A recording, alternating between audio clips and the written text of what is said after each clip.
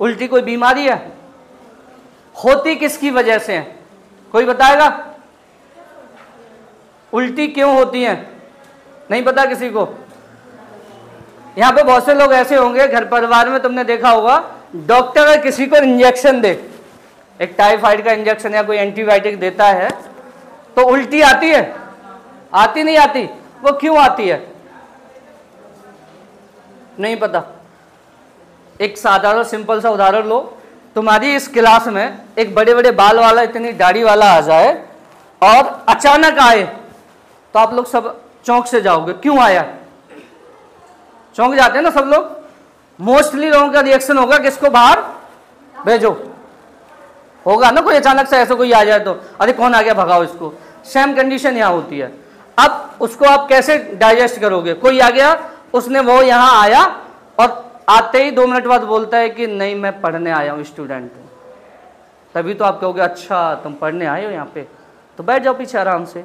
Same condition उसमें होती है। जैसे ही किसी ने इंजेक्शन दिया, अब उसमें क्या चल रहा है ब्लड में? WBC RBC। अब जहां 2 लोग हो, ये 2 लोग हैं, आराम से अपनी दुनिया में जी रहे हैं, इधर जाना इधर आना ये करना, मतलब अपनी दुनिया है। कोई तीसरा आएगा तो क्या होगा? ये पूछेंगे तू कहां से आया भाई? होता नहीं होता? तू क्यों आया, कैसे आया, भगाओ इसको बाहर भगाओ। सेम ये क्या करेंगे दोनों लोग?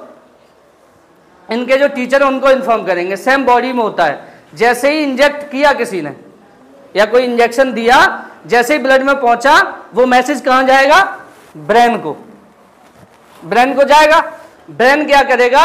न्यूरॉन्स को एक्टिव करेगा और सीधा बोलेगा स्टमक से इसको बाहर निकाल ले उल्टी करके।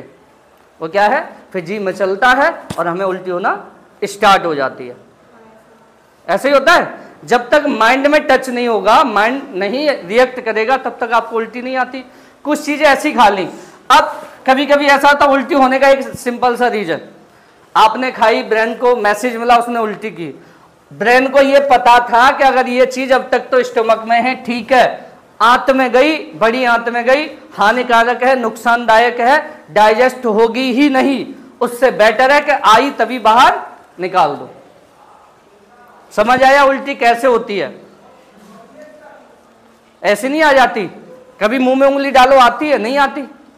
अरे मुंह में उंगली डालते हो, माइंड में सोचते हो ना कि मुंह में उंगली डाल दो उल्टी आ जाए, तभी तो ब्रेन से मैसेज जाता है, तभी तो उल्टी होगी। इतना समझ आया तुम्हारे? अब कभी कभी क्या होता है कि हम लोग जहर खा लेते हैं। अगर ब्रेन इतना एक्टिव ना हो तो जहर भी पलटी नहीं करेगा। वो तो जो चीज हमारी बॉडी के लिए सुइटेबल नहीं होती है, वो उसका मैसेज सीधा माइंड को जाता है। वहां से मैसेज आने के बाद में उस चीज की रिएक्शन होती है। अगर उल्टी करने वाला है तो आपको तुरंत उल्टी आना स्टार्ट हो जाएंगी। कुछ ऐसी चीज खा लो जो आपके लिए ठीक नहीं है। किसी ने कैरोसिन पी ली या कुछ ऐसा पॉइजन ले लिया जो ठीक नहीं है, फिर वो उगता हुआ घूमता है। क्यों? अरे रोटी भी तो खाते हैं, पानी भी तो पीते हैं, वो क्यों नहीं पलटता? क्योंकि ब्रेन को पता है कौन सी चीज बॉडी के लिए ठीक है, कौन सी चीज नहीं ठीक है। वो डिपेंड करता है हमारे ब्रेन पे। अब फिर से वहीं आ जाते हैं। यहां पर जब इस तरह की घाव हो जाता है, कुछ डॉक्टर ऐसे होते हैं वो क्या करते हैं, यहां से लिया और ऑपरेशन कर दिया। इस भाग को, जो खराब भाग था, जहां पे जो स्किन थी वो डैमेज हो गई, सड़ गई, उसको ऑपरेशन करके, ऑपरेट करके निकाल दिया। आप इतना ही भाग तो यहां से निकाल दोगे, इतना। जबकि किसी भी जगह अगर एक जगह इन्फेक्टेड होता है, इसका असर लगभग इतनी एरिया में होगा या नहीं होगा? आपने क्या किया? इतना निकाल दिया, फिर भी तो हो जाता है, इतने बीच में फिर भी तो पड़ा है। तो वो क्या होता है? पाइल्स। आपने देखा होगा ऑपरेशन करा लिया, 2 साल बाद फिर से होगी। होता नहीं होता? अरे अभी तो ऑपरेशन कराया था, फिर से दोबारा हो गई।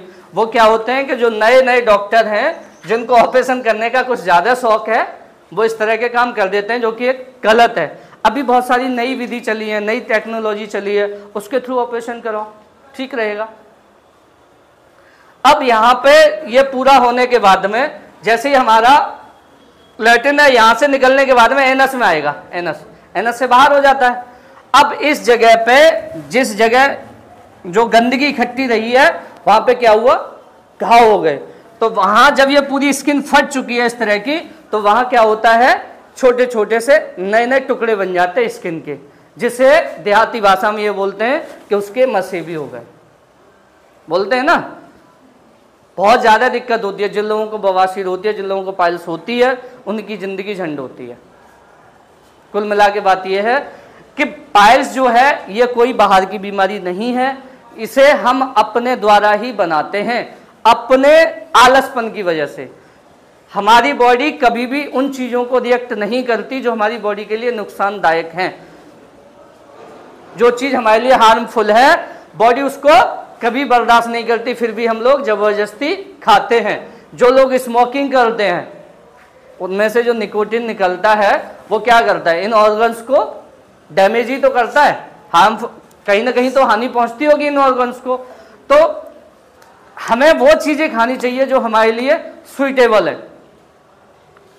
अब कभी भी किसी को भी कितने भी समय हो, जब भी फ्रेश होने जाना है तो सब समय से जाएंगे। पाइल्स कोई परमानेंटली बीमारी नहीं है कि नहीं होनी है। गांव देहात में बोलते हैं कि वो तो हो जाती है। हो कैसे जाती है भाई? ऐसी कोई बीमारी है जो अपने आप हो जाती हो? कहीं ना कहीं उस चीज के जिम्मेदार हम स्वयं होते हैं जिसकी वजह से वो हमें बीमारी बनती है। समझ आया पाइल्स कैसे होती है?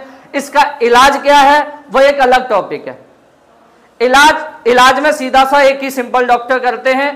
कुछ उसे ऐसे लैक्सेटिव दवाइयां दी जाती हैं जिसकी वजह से यहाँ से ये जो मल है, यहाँ पे गंदगी है, वो पूरी तरीके से कंटिन्यू बाहर होती रहे, लगातार बाहर होती रहेगी। साथ में एंटीबायोटिक्स और जो दवाएं होती हैं उनकी वो चलाते रहते हैं, जिस जगह जो घाव हुआ है वो पूरी तरीके से भर जाए। तो कुछ समय तक उसे, जब भी किसी का देखना लूज मोशन की दवा या किसी को पाइल्स हो तो उसको एक सिरप टाइप दिया जाता है गुनगुने पानी के साथ पीने के लिए। वो इसीलिए दिया जाता है कि उसकी जो लैट्रिन है वो लूज हो जाए। बड़ी आंत में क्या है, वो इन्फेक्टेड हो जाती है और वो जल का अवशोषण करना बंद कर देती है पूरी तरीके से। इसलिए वो जो भी खाता है वो सीधा का सीधा बाहर होता रहता है। इस तरीके से उसे पाइल्स की जो बीमारी है उससे छुटकारा मिल जाता है। अगर शुरुआत में है तो ठीक है, किसी को ज्यादा है वो अपना ऑपरेट कराओ। किसी को भी बीमारी होती है आगे पीछे समाज में, कभी किसी को ऐसी कोई दिक्कत है, उसे सीधा सा कहो फ्रेश होने के बाद में जितना बॉडी डाइजेस्ट कर सके। जरूरी नहीं कि आप 4 गिलास पानी पियो। आपकी बॉडी अगर 1 गिलास सूटेबल करती है तो उतना ही पियो, ज्यादा नहीं पीना कि नहीं मैं तो 4 गिलास ही पीऊंगा। जिद नहीं करनी। आप 4 गिलास पियोगे वॉमिटिंग होना स्टार्ट हो जाएगी, कुछ और प्रॉब्लम हो जाएगी। ठीक है ना?